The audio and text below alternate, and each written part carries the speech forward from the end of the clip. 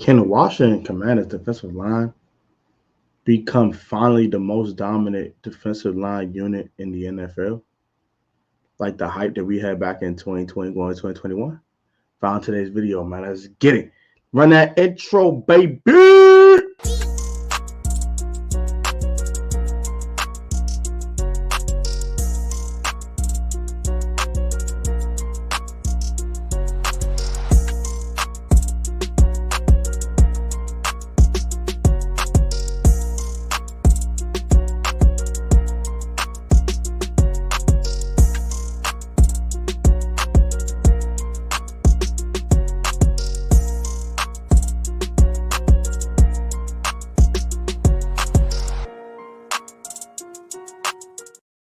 What's up, everybody? It's your boy Protest Sports on the Protest Sports Network, and I'm back with another video, man. If I can talk, glory to God. AGTG, man. Shout out to CJ Smith, man. Follow God, I'm saying right now, hope God's going to do a prayer for all you got G name prayer, man. Today's video, we get smack into it, and it is on the Washington Commanders position talk. This is the final episode of this series, and this one is on the most coveted position on our football team, which is our defensive line, and the most disappointing position in 2021. We're going to talk about how he can bounce back in 2022, who's going to make the team, how many guys we're going to keep on the ends and in the defensive tackle room, and can they become the most dominant defensive line unit in football like we thought they were going to do in 2021. Let's get straight into today's video. All right, so got a bunch of defensive linemen here. We got about a total of 12 currently on this 90-man roster, or 13 if you count Bertini, but in an NFL bottom. Yeah. So we got 14 guys here. And I think all these 14 guys bring something to the table. So let's get into the starters. You know, we got Chase Young come off the ACL tear. We don't know when he's going to be back, when he's going to be ready to rock. But right now he's on the mend with the ACL. He's recovering in Colorado right now. You have Deron Payne, John Finale, and Montez Sweat. Backups right now currently constituted are James Smith-Williams, David Bada, Fedarian Mathis, Casey Toohill, and then your third stringers are as follows: Daniel Wise, Justin Hamilton, Tyler Clark, and Shaka Toney. You got your four strings at F.A. Bada and Bummy Rutimi. So let's go ahead. I'm going to give you guys the guys I think will make the team. Let's start with that. All these four guys will make the team, right? From left to right, right? I think we're going to keep 9 defensive linemen. We're going to keep 9 defensive linemen. We're going to keep 4 ends. And also, we're going to keep 5 defensive tackles. Yeah. Or we might keep 5 ends. One guy could play defensive tackle that is an end. And then you'll keep, 4 interior linemen. But, yeah, either way. But we're going to go with 4 ends and 5 interior linemen for now. So, of course, these 4 are making the team. Let's get it out the way. James Smith-Williams should definitely make this team. He's very, very solid last year in his duties when Montez Sweat and Chase Young were out. He was very, very solid, got the job done.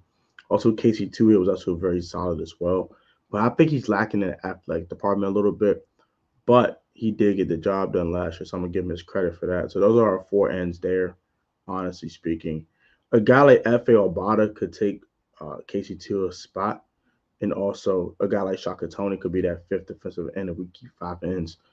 So, matter of fact, let's go with this. I think F.A. Obata might take Casey Toohill's spot low-key. So that's something we want to keep in mind. But right now, I will say that Casey Toohill is favorite to make the team.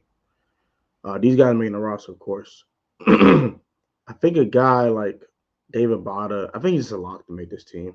Not much depth behind the guys that are here. So, and Fedarian Mathis, of course, is a lock. So that's kind of obvious. But they kept 5 ends. I think Shaka Toney will be that 5th end. F.A. Obata is someone that could take Casey Toohill's spot. So just keep that in mind as well. The next question is, can they become that defensive line that they were supposed to be going in 2021? I'm going to say no. I said because you lose a lot of quality depth this offseason, and Matt Ioannidis and a guy like Tim Settle. Those guys were really good, come off the bench.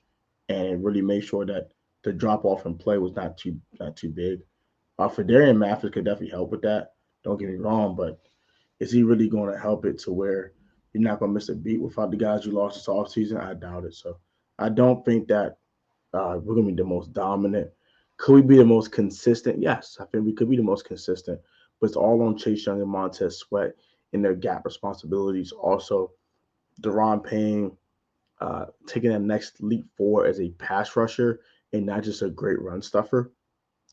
So those are two things that need to happen in order for this line to be better. And the depth has to be quality. Like when Fedarian Mathis comes in for Payne or Allen when they need a breather, when they need a blow, he has to play well. He has to be really good. He has to be Matt nice or even better.